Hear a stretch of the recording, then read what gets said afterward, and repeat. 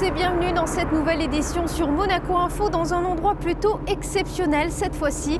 En effet, en fin de journal et dorénavant tous les vendredis, nous vous proposerons un invité lié à l'actualité. Pour cette première tour d'horizon sur les grands chantiers en principauté avec Olivier Lavagna, le directeur des travaux publics. Mais en attendant, voici les titres de votre journal.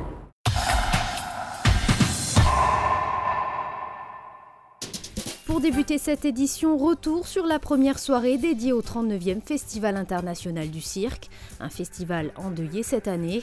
Nous parlerons acidification des océans avec un nouvel atelier de travail au musée océanographique. Nous vous présenterons le nouveau président de la Jeune Chambre économique de Monaco, David Sirour. Nous irons au lycée technique et hôtelier de Monte-Carlo pour y découvrir l'une des plus importantes collections d'art vidéo. Et pour terminer, nous assisterons à la conférence de presse d'avant-match de l'AS Monaco FC. La 39e édition du Festival international du cirque a débuté ce jeudi sous le chapiteau de Fontvieille. Le premier spectacle était dédié à la mémoire du jeune motard décédé la veille lors de l'ultime répétition. Le récit de Patricia Navarro. The show must go on. Cette phrase était dans tous les esprits jeudi soir à l'ouverture de l'édition 2015 du Festival international du cirque de Monte-Carlo. Pas une minute, les artistes du 39e festival n'ont pensé à baisser les bras. C'est le cœur gros, mais avec l'envie de rendre hommage à l'un des leurs qu'ils ont investi la piste. Au lendemain du décès de Kevin Ferrari lors des répétitions, tous avaient à l'esprit ce jeune motard italien de 24 ans. Une minute de silence a été observée et les dresseurs, acrobates, clowns ont ensuite donné le meilleur d'eux-mêmes pour divertir le public, leur sacerdoce quotidien. Bien sûr, vous le savez, l'ambiance est un peu lourde après la tragédie que nous avons vécue.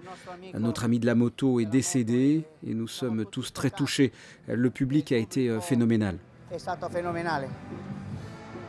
J'ai été pendant 20 ans artiste, alors je me mets à leur place. Je m'imagine qu'il faut passer ce moment, c'est difficile.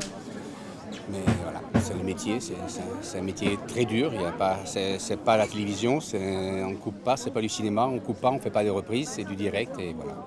Mais c'est un très beau spectacle.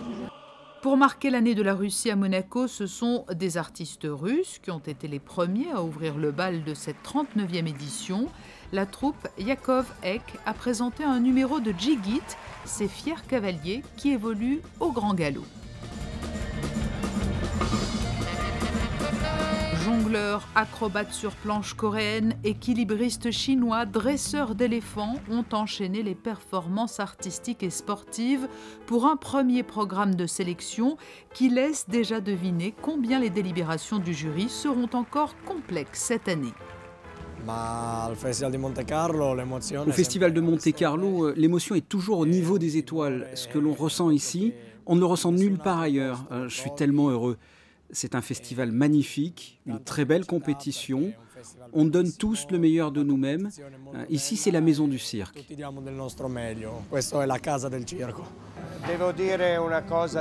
Je dois dire une chose en toute sincérité. Nous travaillons partout dans le monde, chez Patrick Sébastien et les autres. Mais grâce au prince Régnier et son épouse, on a mis en lumière et apporté de la gloire aux gens du cirque, qui n'avaient jamais été mis à l'honneur comme cela. Et nous sommes très fiers d'être là et espérons revenir encore pendant les 40 prochaines années. La maison du cirque qui accueille aussi chaque année dans ses gradins des spectateurs pas tout à fait comme les autres. Jeudi, le clown américain Bellonoc, sacré en 2011 à Monte-Carlo, était de retour pour assister lui aussi à cette grande fête du cirque. Je n'ai pas assez de mots pour vous dire ce que représente le festival. C'est une poussée d'adrénaline. Cela nous engage à aller de l'avant. Les nouveautés sont ici. Des gens du monde entier viennent ici. C'est un incontournable. Ce sont nos Jeux olympiques. À chaque fois que vous le pouvez, vous venez ici pour admirer, s'inspirer et soutenir ses amis et surtout pour être dans l'ambiance. perroquets, pas de deux aériens. Le public a apprécié ce mélange des genres qui est à l'image du cirque traditionnel où des numéros tous très différents s'enchaînent, présentant chacun de véritables exploits, pas seulement physiques, mais aussi dans la manière de dresser les animaux. Ce qui est intéressant, c'est justement ce que dit Gilles avec Balagan, c'est que c'est un peu le renouveau du cirque. Ce qui est intéressant, c'est comment le cirque évolue avec des nouvelles approches, les musiques, les costumes. C'est ça qui est intéressant. C'est justement toujours la performance, mais surtout l'aspect novateur de certains numéros. Mais il y a aussi la tradition des grands numéros, comme Fumagalli, les grands clowns génial. Qui nous ont fait en rire. Nous, on vient pour les clowns, en fait. J'ai trouvé très joli, mais j'ai préféré les numéros où il y avait du voltige. Et les costumes, ils étaient magnifiques. Très très beau spectacle. Comme d'habitude, je viens très souvent, mais comme d'habitude, j'ai été émerveillée parce qu'à chaque fois, on découvre de nouvelles choses et à chaque fois, c'est merveilleux.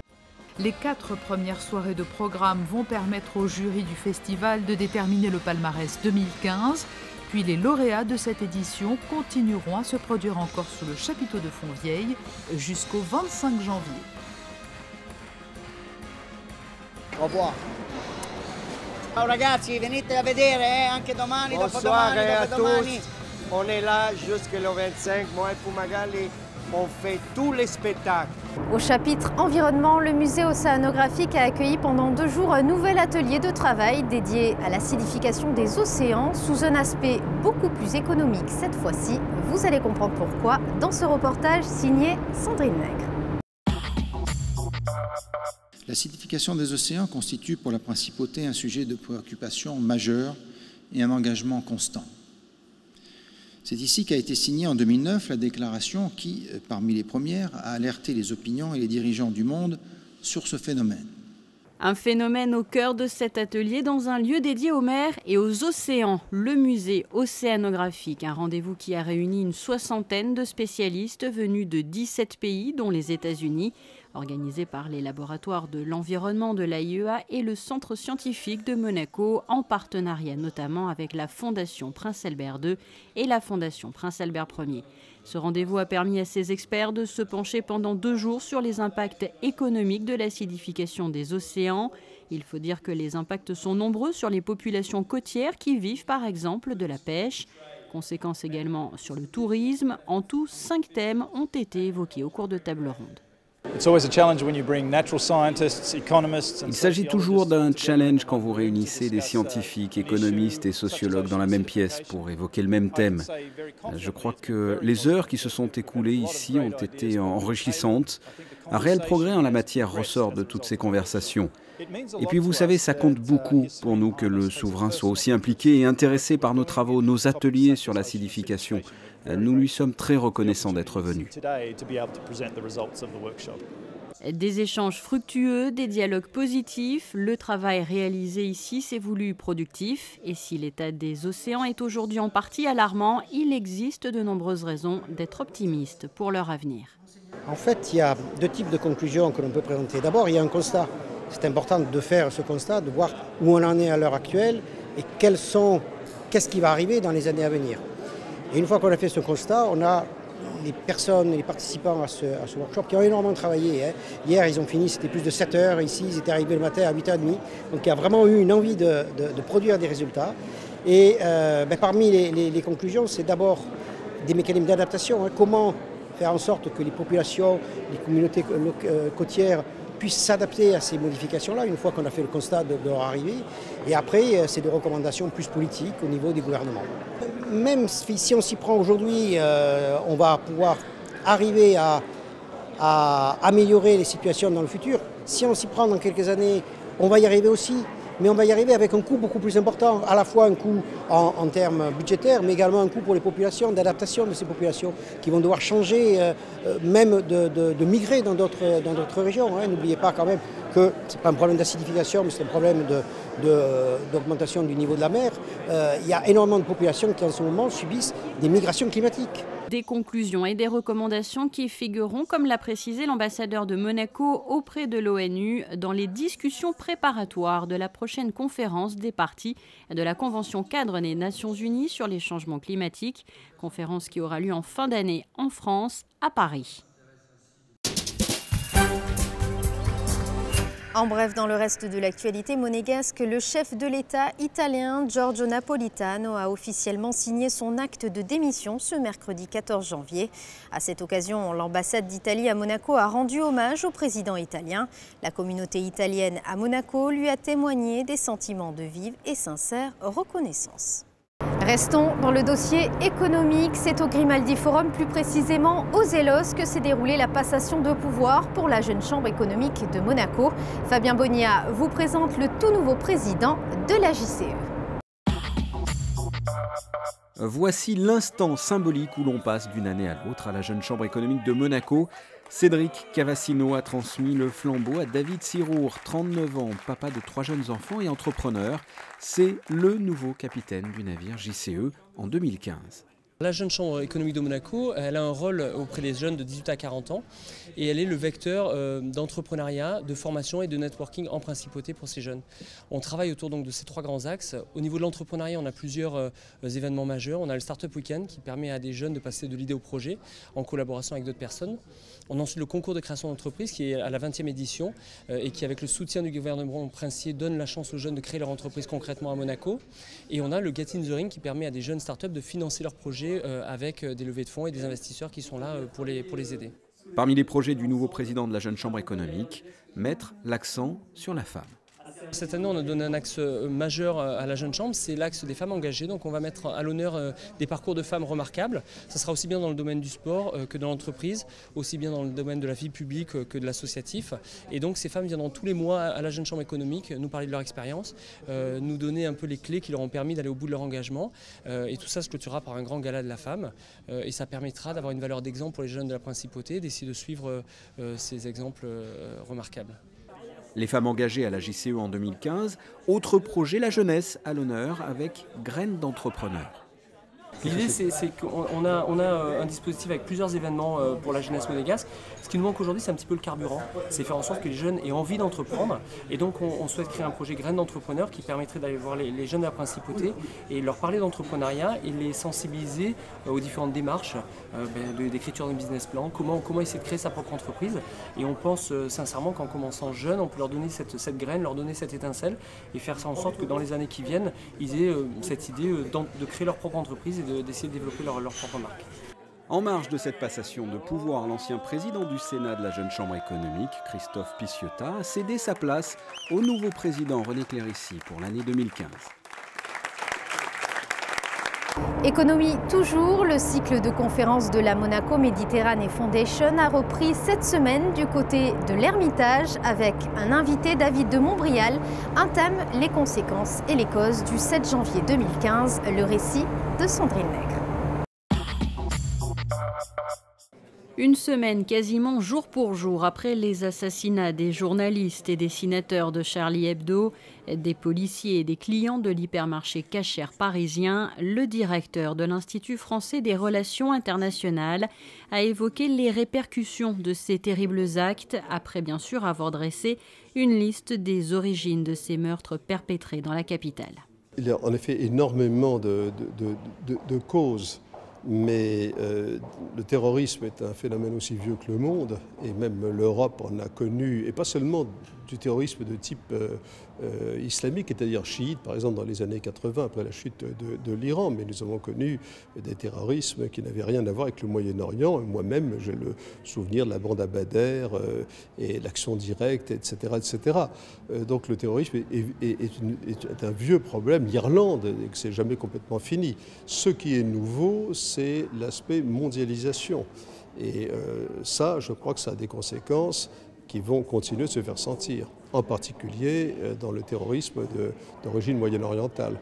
Difficile bien sûr de ne pas parler au cours de cette conférence de la Monaco Méditerranée Foundation, des conséquences également de ces événements qui ont plongé le début de cette année 2015 dans une face bien sombre. Pourtant, selon Thierry de Montbrial, il existe tout de même des raisons de rester optimiste pour l'avenir. Je pense qu'il faut accepter l'idée que nous allons vivre une période prolongée où il y aura de temps à autre des actions terroristes. Et je pense que nous allons devoir aussi adapter nos sociétés pour remédier à différentes échelles à toutes les failles que nous avons laissé se creuser depuis quelques années et depuis même quelques décennies. Aujourd'hui, les gens sont paumés. Ils sont paumés en France, ils sont paumés en Europe et ils sont largement paumés dans le monde. Et je pense qu'il faut commencer par bien remettre la tête sur les épaules. Optimisme dont il existe déjà plusieurs illustrations à l'image des différentes marches organisées un peu partout, auxquelles ont participé des millions de personnes, symbolisant une unité nationale. De l'Ermitage, passons au lycée technique et hôtelier de Monte-Carlo où était organisée une rencontre un peu particulière. Le public a pu suivre une présentation d'une des plus grandes collections d'art vidéo. Sandrine Nègre était sur place. Isabelle et Jean-Conrad Lemaître avaient rendez-vous au cœur de l'amphithéâtre du lycée technique et hôtelier. Fruit d'une collaboration entre le NMNM et l'ESSAP, l'école supérieure d'art plastique pavillon Bozio, cette rencontre a permis à ces deux amateurs d'art vidéo de présenter à ces jeunes une partie de leur collection, débutée il y a plusieurs années, qui s'est développée au fil de découvertes dans des galeries notamment. Le couple est très vite tombé amoureux de ce type de format. On a simplement suivi les artistes qui, après avoir travaillé sur l'image, puisqu'on a beaucoup collectionné les photos, se sont mis à travailler sur la vidéo. Et qu'à partir de ce moment-là, où on a découvert ce nouveau médium, ou redécouvert, ça nous a beaucoup intéressés par un goût très prononcé pour déjà le cinéma. Et voilà, nous avons suivi les artistes dans cette nouvelle aventure qu'est l'image en mouvement. Une collection née de coups de cœur dans différents pays, comme en Espagne en pleine Movida. Elle comprend entre autres des œuvres signées Steve McQueen, Ian Fundang, Atlas Group ou Dominique Gonzalez Forster. Ce qui nous intéresse, c'est des passeurs. C'est-à-dire, d'abord pour les artistes, c'est très important. Une collection, ça doit vivre. Donc, montrer les artistes de sa collection, ça les fait vivre. Et deuxièmement, je pense que c'est très important pour nous de montrer des œuvres à un public. Surtout des jeunes. Surtout des jeunes. Et je pense que les jeunes, en plus, sont très sensibles à l'image en mouvement, puisqu'ils sont nés dans une société d'image. Donc, c'est un public très enthousiaste. Monaco figure donc désormais sur la liste des pays où le couple a pu présenter ou exposer sa collection d'art vidéo et de nouveaux médias, après l'Allemagne, la France, l'Espagne, les États-Unis ou encore le Pérou. Parlons football à présent. L'AS Monaco recevra Nantes dans le cadre de la 21e journée de Ligue 1 ce samedi au Stade Louis II à 20h. Une conférence de presse d'avant-match était organisée. Frédéric Elion y assistait. Monaco poursuit son marathon de matchs à domicile. 3e rencontre en 8 jours au Louis II avec la réception de Nantes samedi soir. Un duel de haut de tableau entre des Monégasques 5e et des Canaries 7e à 2 points des Rouges et Blancs. Monaco est encore en course sur 4 tableaux, la Coupe de France, la Coupe de la Ligue des Champions et la Ligue 1. Avec ce rythme effréné d'un match tous les 3 jours, l'ASM atteindra la barre des 40 rencontres disputées en février. Pas question pour autant de faire l'impasse sur une compétition. Notre mentalité, c'est jouer pour gagner. C'est difficile de partir pour un match et de dire aux joueurs cette compétition n'est pas importante. Tu as besoin de garder, de faire la gestion de les joueurs, mais tu as besoin de l'ambition de jouer pour gagner 40 matchs. C'est le match d'une équipe normale, d'une saison pour une équipe normale ici pour le championnat français. Avec ce groupe qui n'est pas grand, nous avons besoin de jouer toujours à la limite. Avec les blessures successives de Kondogbia, Toulalan et Bakayoko au milieu de terrain, Leonardo Jardim a dû faire appel aux jeunes de la CFA. C'est le cas d'Abdou Diallo, celui qui peut évoluer en défense ou au milieu pourrait connaître sa première titularisation contre Nantes samedi. Oui, c'est vrai qu'il y a quelques blessés. Bon, pour moi, ça me donne la chance de jouer. Désolé pour eux, mais voilà, je vais essayer de faire au mieux. Profiter de cette titularisation si elle arrive, parce que ce n'est pas encore le cas. Et puis voilà, tout ce que je peux avoir, je le prends et j'y vais à fond. Le fait de m'entraîner avec eux depuis la saison dernière, ça facilite les choses.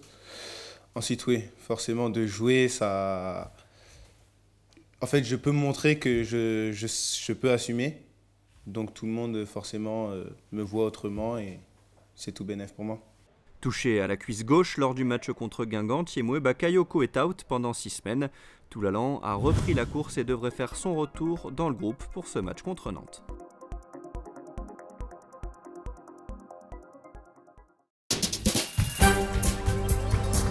Toujours dans le reste de l'actualité sportive, Son Altesse Sérénissime, le Prince Albert II a été désigné personnalité sportive globale de l'année. Ce trophée vient saluer son engagement en faveur du développement du sport et de la paix à travers le monde. Voici donc ce que l'on pouvait retenir de l'actualité monégasque. Nous avons donc rejoint notre invité du week-end. J'ai à mes côtés le directeur des travaux publics, Olivier Lavagna. Bonjour. Bonjour. Merci de nous accorder cet entretien dans ce lieu pour le moins exceptionnel, le poste source. Finalement, quelles sont les spécificités de cet endroit si particulier ? Donc d'abord, merci de nous accueillir pour cette émission et qu'on a choisi d'organiser sur site. Donc ce poste électrique, 3e du nom, on reviendra un petit peu après sur les dates des 2 précédents.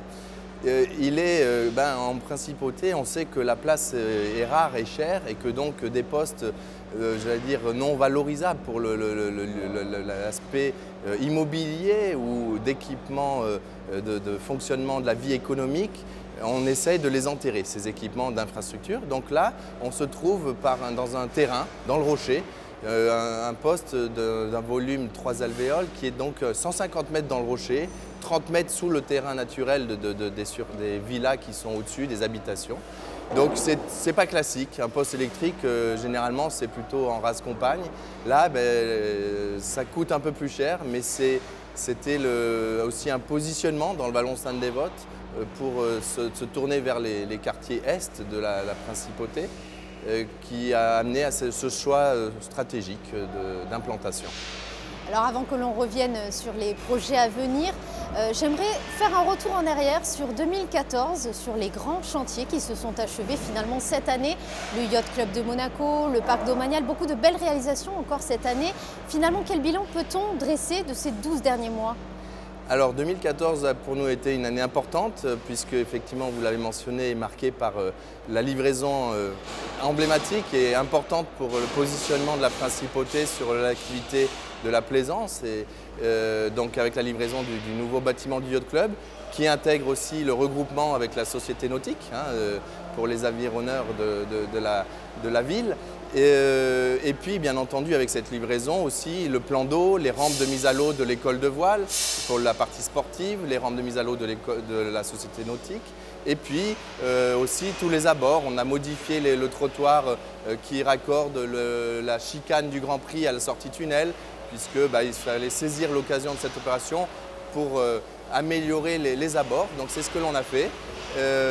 Après, donc, ça a été vraiment le cœur de la livraison, entre guillemets, pour 2014, même si on a aussi le début d'année qui avait été marqué par des livraisons de logements domaniaux, avec 2 opérations, Tamaris, sur le site, en contrebas du site hospitalier, où donc là, ce sont 28 logements qui ont été livrés, et puis aussi les 68 logements de l'Hélios.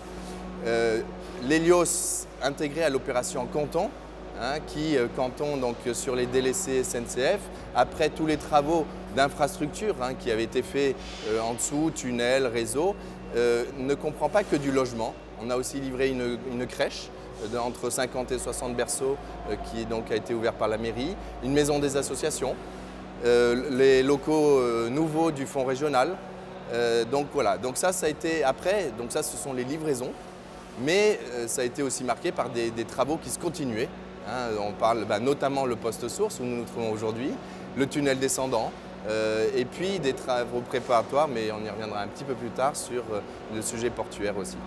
Alors terminons 2014, coup de projecteur à présent sur 2015. Finalement, quels seront les futurs grands projets cette année ? Alors 2015, plusieurs étapes à signaler. Donc, je parlais tout à l'heure du tunnel descendant. Donc, qui aura, pendant l'été 2014, on a eu une étape importante, c'est qu'on a croisé le tunnel SNCF, on est passé 8 mètres au-dessus, ce n'était pas anodin. Là, pour 2015, c'est à l'été, on va percer. Donc, par percement, c'est les deux extrémités de percement qui vont se croiser pour qu'après puissent démarrer les travaux de bétonnage, de réseau, pour qu'après sa mise en service comme prévu au deuxième semestre 2016. Après 2015, c'est le démarrage des travaux de la Villa Langelin, opération qui permettra de livrer fin 2017 135 logements domaniaux. C'est aussi les travaux d'embellissement de la digue de Fontvieille. C'est le démarrage des travaux du nouvel hôpital. Donc les protections des avoisinants, que ce soit l'hôpital ou l'immeuble des Caroubiers qui vont être très proches et concernés par l'opération. La mise en place des premiers semestres de ce qu'on appelle la base vie, c'est-à-dire c'est l'entité permanente qui va rester tout le long du chantier, un endroit qui justement a été positionné à la sortie du tunnel qui est à l'entrée de la conciergerie de l'hôpital, qui accueillera des bureaux de chantier et puis aussi des bureaux de cantonnement, de vestiaires, de sanitaires pour donc toutes les entreprises qui sur la durée de l'opération auront à passer. Donc, et puis à proprement parler, on est en appel d'offres actuellement, les travaux de la phase dite 0, donc la phase 0 de l'hôpital, c'est le parking de 530 places et le dévoiement de l'avenue Pasteur, qu'on parle de l'avenue Pasteur haute et basse, en phase définitive pour que justement après le chantier, donc c'est une phase qui va durer pas loin de 4 ans, hein, et donc qui va démarrer à la rentrée 2015, septembre, attribution des marchés juste avant l'été. Donc après, dans les événements aussi de 2015, un événement qui ne sera peut-être pas très visible, mais qui pour nous sera important dans nos rôles d'entretien et de suivi des ouvrages portuaires, ça va être les travaux de décennale de la rotule. La rotule, c'est cette liaison articulée qui liaisonne la digue semi-flottante au sol, au terre-plein qu'on crée. Donc c'est une décennale, c'est-à-dire que sous-entendu, c'est normalement tous les 10 ans. On a un petit peu de retard par rapport aux 10 ans, mais ce n'est pas bien grave. Mais ça va être une étape importante, donc qui va aussi marquer l'été de 2015. Et puis 2015 aussi encore, bon, au-delà d'études dont on pourra peut-être reparler après, ça va être la livraison du bâtiment sur le quai de l'Hirondelle, la digue Nord. Oui, hein, justement, ce port qui change finalement de visage peu à peu, quotidiennement. Absolument, oui, donc ça, bien écoutez, depuis l'arrivée de la digue en 2002, bon, c'est vrai qu'il y a eu les travaux de la Darse Sud et de la zone stand, donc, on va dire du Grand Prix, les travaux de l'avant-port, là, qui maintenant est du Yacht Club, qui sont avec la livraison de la digue Nord, donc fin 2015, qui accueillera des locaux de bureaux, donc le siège de la SEPM, Société des Ports, les affaires maritimes, aussi quelques professionnels, quelques locaux de stockage pour les plaisanciers qui sont très en demande de locaux directs à l'arrière des bateaux, des sanitaires, plaisanciers, publics, et puis quelques locaux techniques bien évidemment. Donc effectivement, donc, avec la digue Nord, on aura pour vraiment définitivement fini les travaux de l'avant-port. Et donc après, on va enchaîner, on est en train de commencer les études du quai des États-Unis, donc qui est la zone du port entre cette digue Nord et le fond du port, le virage du bureau de tabac. Hein, donc où là, on a aussi un vrai projet à faire qui va s'étaler entre les Grands Prix. Hein, donc là, les études sont en cours pour des travaux qui devraient démarrer, eux, après le Grand Prix 2016. Et puis, bon, bien entendu aussi, alors c'est attenant au port aussi, c'est les travaux du quai de la Darse Nord, qui eux se terminent dans le premier trimestre, avant le Grand Prix 2015. Et puis, chantier quand même difficile aussi à cacher, ou en tout cas à gérer pour nous en termes de logistique, c'est les travaux du musée de l'automobile, hein, qui donc là rentrent dans une nouvelle phase, hein, puisque les travaux préparatoires se terminent. Et maintenant, c'est le chantier à proprement parler de création du musée de l'automobile et du parking de 3 niveaux qui va être construit en dessous, qui démarre, là aussi, qui sera phasé en fonction des Grands Prix. Beaucoup de très très beaux projets finalement encore pour la Principauté. Merci Olivier Lavagna de nous avoir apporté cet éclairage et de nous avoir permis surtout de tourner ici dans ce lieu si exceptionnel. Évidemment, je remercie les équipes techniques de Monaco Info et on se quitte sur la météo. Très bon week-end à tous.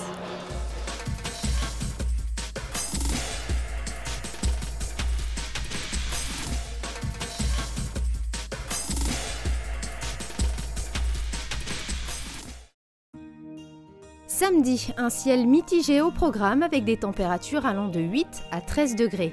Dimanche, poursuite de la détérioration avec un thermomètre à la baisse. Lundi, c'est un début de semaine pluvieux et un mercure stationnaire. Et enfin mardi, un risque d'averse dans la matinée et une maximale de 10 degrés.